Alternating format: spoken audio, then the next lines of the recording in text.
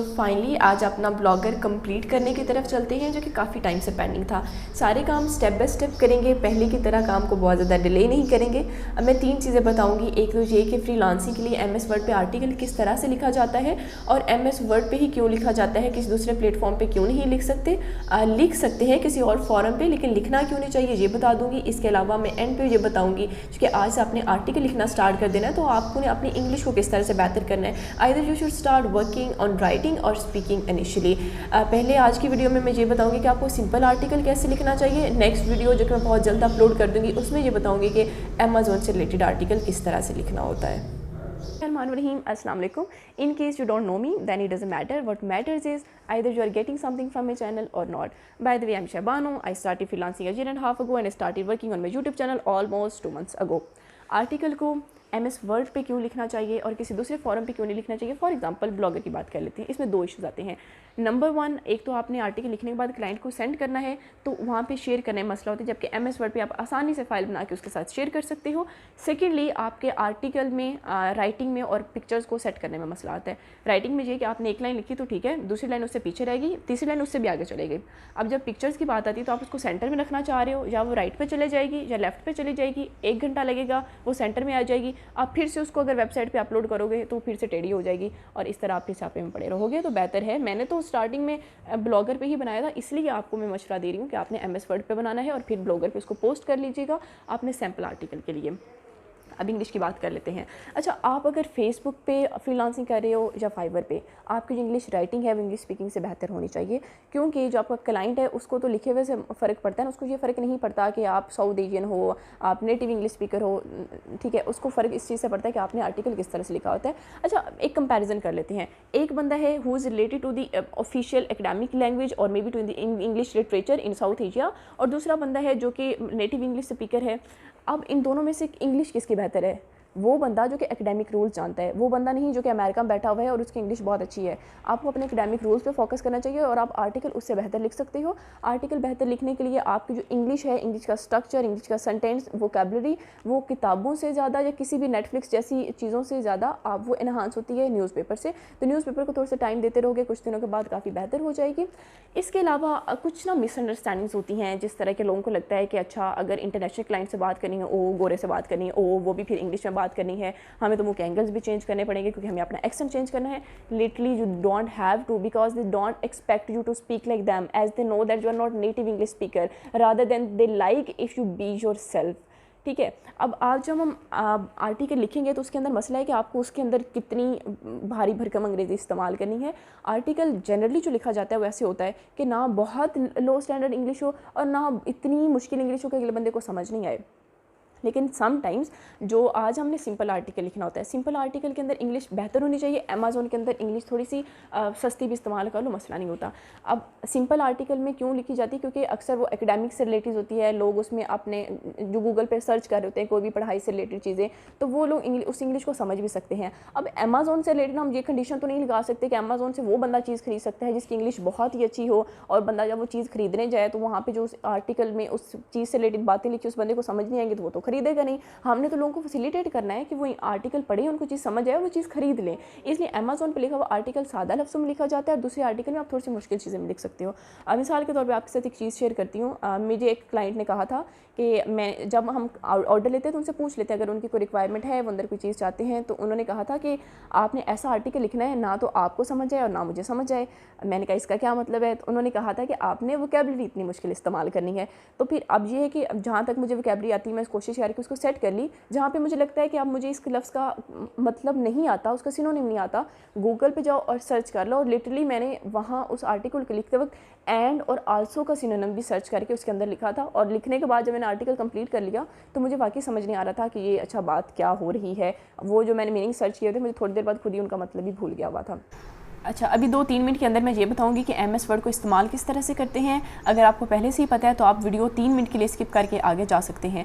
अच्छा, MS word के इस्तेमाल से पहले ये बता दूं कि अगर आपके लैपटॉप में एमएस वर्ड नहीं है तो आप लैपटॉप के अंदर होता है, अगर आपके पास विंडो 7 है या विंडो 10 है, आपको सिर्फ उसको अपनी स्क्रीन पर लेकर आना होता है। अगर आप आसानी से ला सकते हैं तो ठीक है, नहीं तो किसी नेट कैफे वाले से आप उसको करवा सकते हैं, क्योंकि कुछ लोगों ने मुझे कहा था कि उनको एमएस वर्ड डाउनलोड करने का मसला हो रहा है। अदरवाइज़ आप खुद भी अपनी स्क्रीन पर उसको ला सकते हो, और अगर नहीं है तो आप गूगल से डाउनलोड भी कर सकते हो।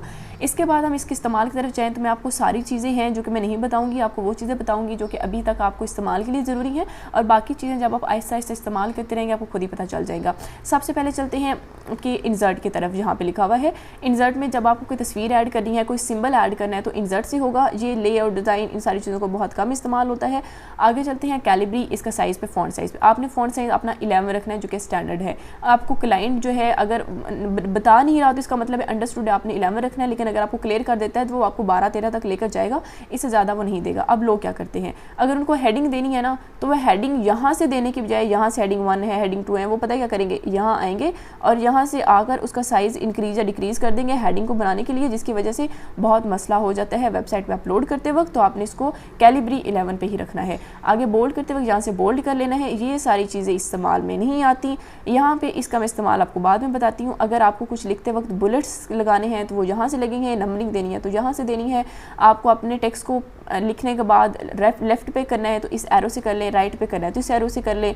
इसके अलावा आपने यहाँ पे नॉर्मल पे रख कर आपने सारा टेक्स्ट लिखना है, लेकिन अगर आपने हेडिंग्स देनी है तो हेडिंग 1 आपके टाइटल की हेडिंग होगी, हेडिंग 2 आपकी सब सेक्शन की हेडिंग होगी। इसके अलावा टाइटल के लिए हाँ आप ये वाली हेडिंग भी इस्तेमाल कर सकते हैं, इनका ज़्यादा इस्तेमाल नहीं किया जाता। अब हम थोड़ा सा आर्टिकल मैं आपको लिख के बताऊँगी कि आपने किस तरह से लिखना है। अब शुरू कर देते हैं आर्टिकल किस तरह से लिखना है, और उनका जो प्रैक्टिकल इस्तेमाल है वो भी मैं साथ साथ बताती जाऊँगी। मैं जो आपको आर्टिकल दूंगी उसमें आपने ये करना है कि 1-2 जो भी आपके पास टॉपिक्स हैं जो आपके ज़हन में आ रहा है आप उस पर लिखकर मुझे आर्टिकल सबमिट करवा दीजिएगा, फिर उसको देख लेंगे। क्योंकि आपको सैम्पल आर्टिकल है तो आपको वो अच्छे से लिखना चाहिए ताकि उसमें कोई गलती ना हो। अब चलते हैं, मेरे पास एक आर्टिकल मैंने वेबसाइट खोली है आपको। अच्छा ये कि एक तो ये कि मैं आपको टॉपिक दे दूं कि आपने इस पर लिखकर मुझे सबमिट करवाना है, दूसरा ये कि आप खुद उस पर लिखकर मुझे दे दें तो ज़्यादा बेहतर होगा।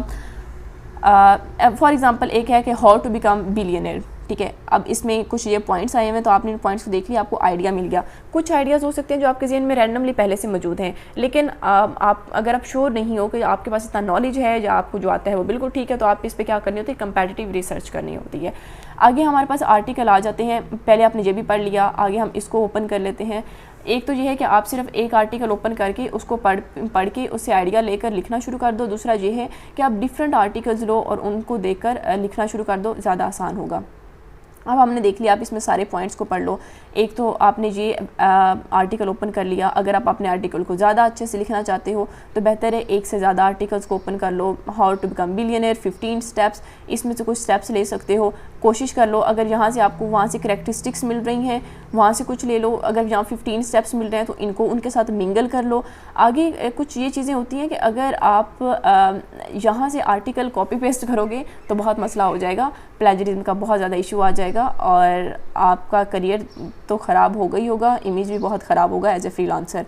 अब ये है कि यहाँ से अगर आपने बुलेट्स लगाने हैं तो ये हो सकता है कि अगर ये नंबर 1 पे बुलेट लिखा हुआ है तो आप इसको एंड पे ले आ सकते हैं, एंड वाला आप स्टार्ट में ले जा सकते हैं। ये थोड़ी सी ट्रिक्स होती हैं। अगर आपका एक तो ये कि आप थोड़ा थोड़ा साथ पढ़ते रहो, आपकी पढ़ाई साथ साथ चलती रहे, आपके पास नॉलेज हो ताकि आप अपनी सेल्फ पे लिख सको। लेकिन इनकेस आपको नहीं आता तो आपको कंपैटिटिव रिसर्च कैसे करनी होती है वो मैं बता रही हूँ।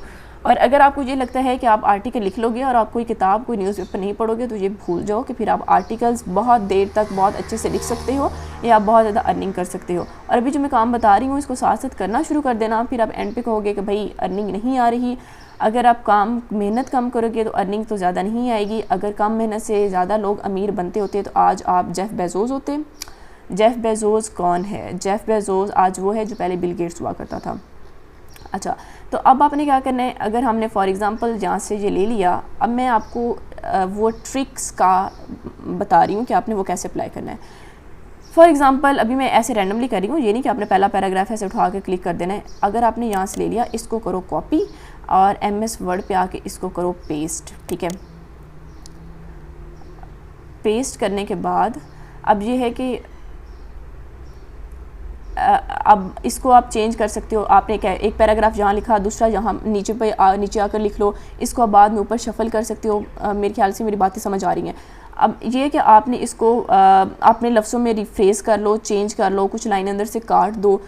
अब एक तो ये तरीका है कि आप सारा का सारा आर्टिकल पहले एक रजिस्टर पे लिखो, रजिस्टर पे लिखने के बाद आप MS वर्ड पे लिखो। शुरू में मैं ऐसे करती होती थी, लेकिन ये बहुत ज़्यादा टाइम टेकिंग होता है। आप रजिस्टर पे लिखो, फिर रजिस्टर से देख देख इधर टाइप करो, तो बेहतर है कि आप डायरेक्टली यहाँ से लिख लो। पहले जब मैं रिसर्च पर, अभी भी रिसर्च करती हूँ, पहले भी रिसर्च करती थी, रिसर्च करनी होती है। ये गलत नहीं होता कि आपने सारा का सारा, आपने जो भी ज़हन में कचरा मचरा आ रहा है, आपने सारा का सारा आर्टिकल के अंदर लिख देना। आपने जो लिखा हुआ है वो बिल्कुल ऑथेंटिक होना चाहिए, आपको सारी चीज़ें रिसर्च करके लिखनी चाहिए, कुछ भी गलत नहीं होना चाहिए। तो अब ये है कि आप एक तरफ रिसर्च करते रहते हो, साथ साथ अपना टैब ओपन कर लो, यहाँ पे कुछ चीज़ें कॉपी पेस्ट करके उनमें चेंजिंग करनी वो कर लो, तो डायरेक्टली जहाँ लिख लो। भी लिखना तो आपने है ना, या तो आपको कोई से बहुत अच्छा आर्टिकल लिखा मिल रहा है और आपको सिर्फ टाइप करना है, तो फिर और चीज़ है। तो बेहतर है कि आप इस तरह से आर्टिकल लिख लो डायरेक्टली यहाँ पे, शुरू से जहाँ लिखना शुरू कर दो। लेकिन इनकेस आपको लगता है कि ये हो ही नहीं सकता, तो आपको पहले रजिस्टर पर लिखना चाहिए, तो पहले रजिस्टर पर लिख लो, फिर जहाँ पर आप लिखना स्टार्ट कर देना। अच्छा, इसके अंदर आप ये देख लेते हैं कि हमने मज़ीद आगे हेडिंग्स वगैरह किस तरह से लिखनी है और टेक्स्ट कैसे लिखना है और इमेजेस कैसे इंसर्ट करनी है। सबसे पहले तो इसको हम सेंटरलाइज कर लेते हैं। अच्छा, सेंटर में करने के लिए इसको दबाओगे तो देखो ये ना सीक्वेंस में आ गया। अगर हम करेंगे तो थोड़ा सा ख़राब हो गया ऐसे, ठीक है। तो आपको इसको क्लिक करना है ताकि इस तरह से सेंटर में रहे।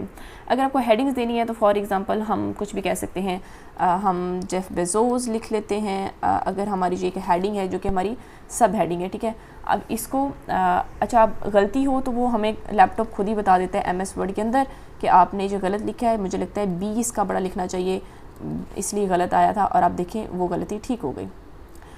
अगर स्पेलिंग वगैरह की मिस्टेक हो तो रेड अंडरलाइन हो जाता है, और अगर आपकी लफ्ज़ों में गैप ज़्यादा हो, या स्पेस का मतलब हो, तो ब्लू अंडरलाइन हो जाता है, ठीक है। तो इसको हमने अगर सिलेक्ट कर लिया, सिलेक्ट करने के बाद हम इसको हेडिंग 2 में रखना चाहते हैं। बड़ा हो गया मसला जी कि इसका कलर चेंज हो गया, आपने इसके कलर को ब्लैक रखना है। ब्लैक रखने के लिए यहाँ से इसको ब्लैक कर दो, और ब्लैक हो गया, और यहाँ से आप इसको बोल्ड कर दो ताकि इसका साइज़ बेहतर है, और अब ये आपकी हेडिंग बन गई है। नीचे चलते हैं। अच्छा, एक और मसला आ जाता है कि आपने 2 बार एंटर क्लिक नहीं करना। अगर आपको लगता है कि ये तो ज़्यादा कंजस्टेड होकर लिखा हुआ है, तो क्यों ना मैं थोड़ा सा खुला खुला करके लिखूँ, आपको कंपैक्ट करके ही लिखना होता है। अच्छा, ये देखिए जी, जैसे अब मैंने जहाँ 2 बार एंटर क्लिक किया हुआ है, तो जैसे ऐसे तो बहुत ज़्यादा गैप आ गया, ठीक है। तो इतना ज़्यादा गैप नहीं आना चाहिए। इसके बाद आपने सिर्फ एक बार क्लिक करना है और यहाँ पर आप कुछ भी लिखना स्टार्ट कर दें, ठीक है। आपने हेडिंग्स इस तरह से दे लेनी है। और अगर आपको इंसर्ट करना है कुछ, तो यहाँ से टेबल इंसर्ट करना हो कभी, तो यहाँ से, और अगर आपको किसी चीज़ में लिंक इंसर्ट करना हो तो वो यहाँ से इंसर्ट हो जाएगा। बाकी इतनी ज़्यादा चीज़ें इंसर्ट करने की ज़रूरत नहीं पड़ती। सैम्बल इंसर्ट करने पड़ जाते हैं, कहीं आपको डिग्री का साइन लगाना है या कोई और सैम्बल्स लगाने हैं, मोर सैम्बल्स पे करके आपके पास ज़्यादा आ रहे हैं, ये इस तरह के साइन जो हैं ये आप सारे इस्तेमाल कर सकते हैं। कहीं भी आपको लगे ना कि अंदर कोई चीज़ डालनी है, तो आप इंसर्ट पर क्लिक करेंगे तो आगे आपको समझ आ जाएगी कि आपने अंदर क्या क्या चीज़ें डालनी है और किस तरह से उनको आप अंदर डाल सकते हो।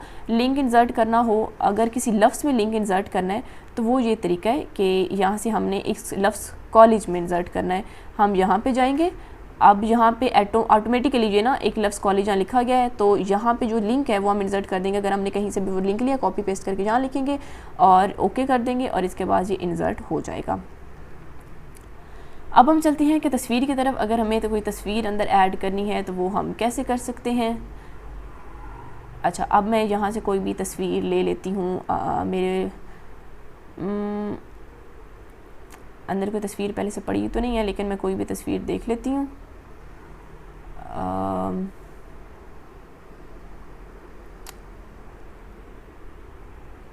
अच्छा, ठीक है, मैंने ऐसे ही रैंडमली एक तस्वीर पकड़ के वो यहाँ पे लगा दिया। आपको कोई भी तस्वीर लगानी हो तो आप इस तरह कर सकते हैं। इसके साइज़ को आप चेंज भी कर सकते हैं इस तरह से, ठीक है। आपको ये मैं कैसे चेंज कर रही हूँ, मैंने लेफ़्ट क्लिक किया हुआ है और इसके बोर्ड पे आप इसके साइज़ को चेंज कर सकते हो इस तरह से। और अगर आप इसको सेंटर में लाना चाहते हो और यहाँ पे होम पे वापस जाओ और तस्वीर को यहाँ कर दो, तो इस तरह जैसे तस्वीर को आप राइट पे, लेफ़्ट पे और इस तरह कर सकते हो, ठीक है। आपने राइट पे लेफ़्ट पे रख सकते हैं, लेकिन आपने तस्वीर कोशिश करनी है अपने सेंटर में रखो। ऐसी कोई रैंडम मेरे पास पेज लिखा हुआ था जो कि मैंने यहाँ पे लगा दिया है। अब इस तरह आपने आर्टिकल लिख लेना जहाँ पे आपको पता चल गया है कि आर्टिकल हेडिंग्स कैसे देनी है, आपको तस्वीर कैसे लिखनी है, फ़ॉन्ट साइज़ कितना रखना है, H1, H2 और H3 क्या होता है। H1 आपने टाइटल में लिखना है, जो आपकी सब हेडिंग है जिस तरह की ये है, ये H2 में लिखना है। लेकिन अगर इसके नीचे आप बुलेट्स में कुछ लिखना चाहते हैं, मैं इसको एक बार तस्वीर को काट रही हूँ। अच्छा, तो अगर आपको बुलेट्स में कुछ लिखना है तो क्या करेंगे, यहाँ पे जो भी हेडिंग आएगी बुलेट से एज ए नंबरिंग में लिख लेना है, ये आप एज 3 में लिख सकते हैं, ठीक है। कुछ भी हमने लिखा है तो ये हम क्या करेंगे, इसको सिलेक्ट करेंगे और ये अंडरलाइन हो गया क्योंकि मैंने रैंडमली एक लफ्ज़ लिखे हैं, पता नहीं है मैंने क्या लिख दिया वैसे। तो आपने इसको एज 3 में लिख लेना है। अब पता चल गया। एज 1 रिपीट कर देती हूँ। एज 1 टाइटल होता है, एज 2 आपकी सब हेडिंग होती है, और जब कोई सब सेक्शन होता है सब हेडिंग के अंदर वाला, उसको एज 3 में लिखते होते हैं। अब सारी चीज़ें मैं आपको बता दी हैं, कंप्लीट कर दी हैं। अब आपने क्या करना है कि अपना आर्टिकल लिखें और आर्टिकल लिखने के बाद मुझे सबमिट करवा दें। और जो लोग पहले कभी कभार आर्टिकल लिखते रहे उनके लिए कोई मसला नहीं है। जिन लोगों ने कभी कोई लिखने वाला काम नहीं किया उनके लिए भी लिटरली कोई रॉकेट साइंस नहीं है। You just need to take a step. अगर फिर भी नहीं होता तो feel free to contact me on any social media platform. Okay, जो लोग मेरे साथ कॉन्टैक्ट में नहीं है, I would prefer if they like contact me on email, तो मैं लाइक मैसेंजर और इंस्टा इन चीज़ों से ज़्यादा जल्दी वहाँ पे रिप्लाई कर देती हूँ, क्योंकि आई नो कि that is my responsibility and that is what I am doing officially. इसके अलावा मेरे पास आप लोगों के लिए एक गुड न्यूज़ है, और वो गुड न्यूज़ है उन लोगों के लिए जो कि मुझसे सीख रहे हैं। इसलिए नहीं कि वो मुझसे सीख रहे हैं, इसलिए क्योंकि वो चीज़ें जानते हैं जो कि मैं उनको बता रही हूँ, मुझे बाद में उनसे खपना नहीं पड़ेगा। तो हिंट तो मैंने दे दिया है, लेकिन ऑफिशियली मैं 3-4 दिन के बाद या तीसरी चौथी वीडियो में डिक्लेयर कर दूँगी। अच्छा, मैं आपको ये भी नहीं कह रही कि अच्छा मैं आपको लिंक प्रोवाइड कर लूँगी फलानी वीडियो का और आप मेरी वीडियो देख लें ताकि मेरा वॉच टाइम कंप्लीट हो जाए। जितनी बार बातें मैंने आपको पहले बताई हैं, अगर आपको समझ आ गई तो आपको उनको बार बार देखने की अब ज़रूरत नहीं है। अभी जो हम काम शुरू कर रहे हैं वो एक थोड़ा सा सेपरेट काम है और वो इंडिपेंडेंट काम है। इस पर फोकस करें और इस पर काम करना स्टार्ट कर दें। होपफुली आपको सारी चीज़ें समझ आ गई होंगी, और अगर आपको समझ नहीं आई तो you can contact me. Okay, अल्लाह हाफ़िज़।